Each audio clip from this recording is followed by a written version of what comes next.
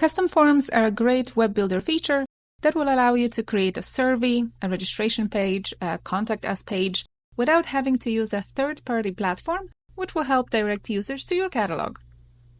Let's go through the steps how to create a custom form. First, make sure you can see the Web Builder module in Aspen Administration. If you can't see the module, make sure the Web Builder module is turned on in Modules. Next, make sure that you have necessary permissions to administer custom forms.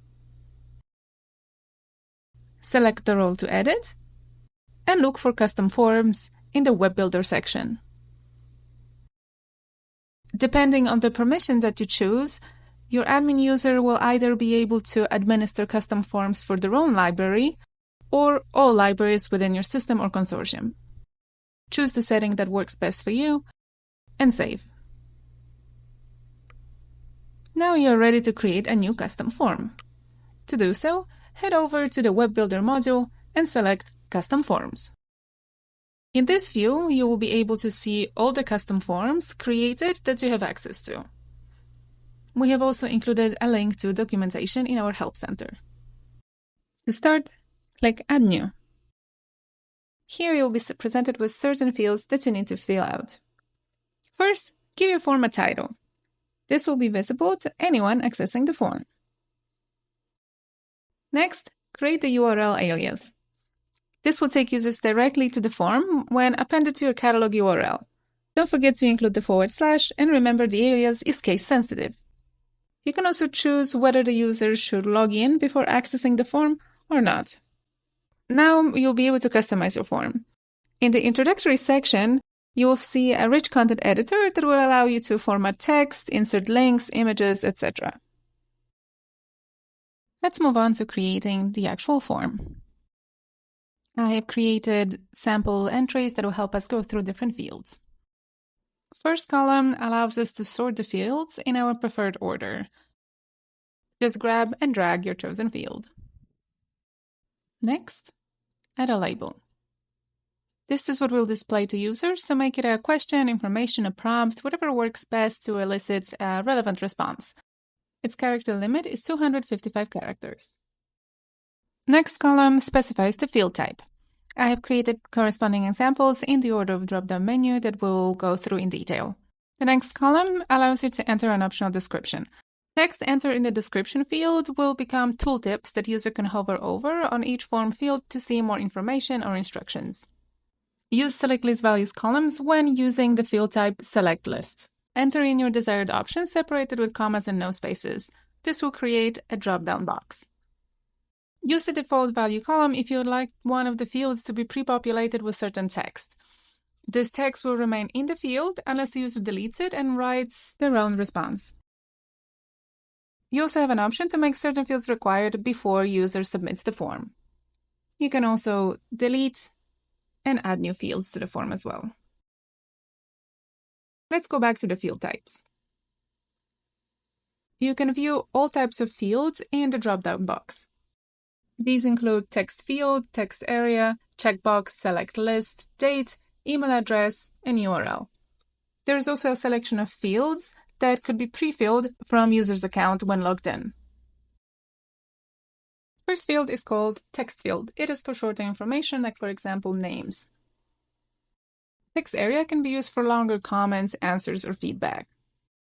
Here I added the default value that should prompt the user to enter the response by typing over it.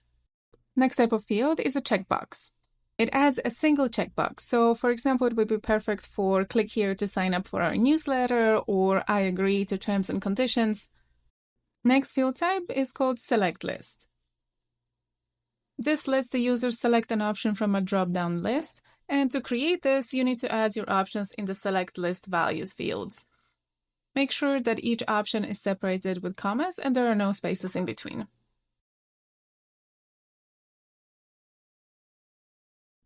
Date field will allow users to type in the date or select the date from a calendar view. Email address is a text field for an email address. Aspen will check to make sure that it is in a valid email format. The same applies to the URL field. Aspen will also check that the text entered is in a valid URL format.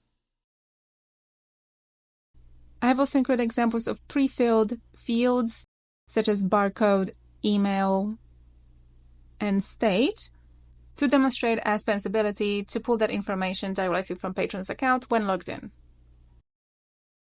Once you're happy with all the fields that you added, you can move on to the last few steps of creating a form. You have the option to email results to multiple email addresses. Just make sure you add them separated by a semicolon. If you select Include Introductory Text in Email checkbox, the selected recipients will receive the introductory text along with the information about submission. You can use submission result text to customize a message that the users will see upon submitting their form. You can include relevant links to events or further information. Last step is to make sure that you select relevant library systems in the library section of the form. This will ensure that the form is live and can be accessed. Once you make your selection, make sure to save your changes.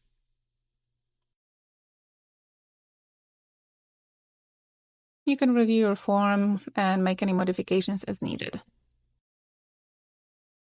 Now let's see what the registration form looks like to a user who's not logged in.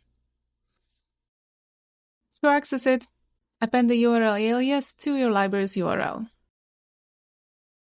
Here you will see the introductory text and all the other fields in a specified order.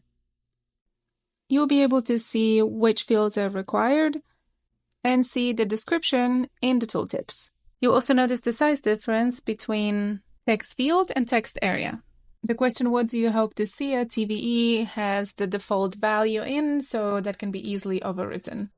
Next, we have the single choice checkbox and the select list with select list values we specified earlier. And when entering the date, the user can choose to either type it in or use the calendar tool. For both email and website fields, Aspen will make sure that the user's input matches correct email and URL structure. The last three fields, barcode, email, and state, would be pre-filled with my information if I were logged in. Since I am not, these are just regular text fields. Once I fill in my answers, I will be able to submit the form, provided that my answers do meet the criteria, for example, for correct email or URL structure. If they don't, Aspen will prompt me to the problematic field and tell me that, for example, I need to enter a valid URL. Not only that, but it will also prevent me from submitting the form altogether, even when I hit submit. Since this is not a required field, I can simply delete that value. Once I hit submit, I'll be presented with the submission result text. Now let's see what happens when the form requires login to access. Upon accessing the same URL, you'll be prompted to sign into your account. Then you'll be able to access the form. You will also notice that the pre-filled fields of barcode and email got filled in with the user's information from user account. Since this user didn't include the information about their state in their user account, Aspen will pull that information in, and that field remains a regular text field. Pre-filled fields can be handy when we want to save the user some time or make sure that certain information is included. If you're a user with relevant permissions, you will see the option to edit in the breadcrumbs. This will take you back to the forms view, where you will be able to modify it and change access permissions if needed. Here you also have an option to view all submissions. In this view, you will see an itemized list of all submissions with pertinent details, an option to edit, delete, access their history. Two buttons are particularly worth highlighting here, and these are the Export Selected to CSV and Export to CSV buttons. These buttons allow libraries to export submissions from their custom forms via CSV, convert them into spreadsheets, and manage all the data and submissions gathered. You have an option to either export selected or export all of them. Click the button, and that's it. a file will be downloaded. Back in Custom Forms view, you will be again presented with the view of all custom forms that you have access to. Don't forget to link out to your form either within Aspen or an external page. You can also embed them in custom pages within Web Builder as well. In case of any questions about custom forms or any elements of the Web Builder module, please reach out and submit a ticket.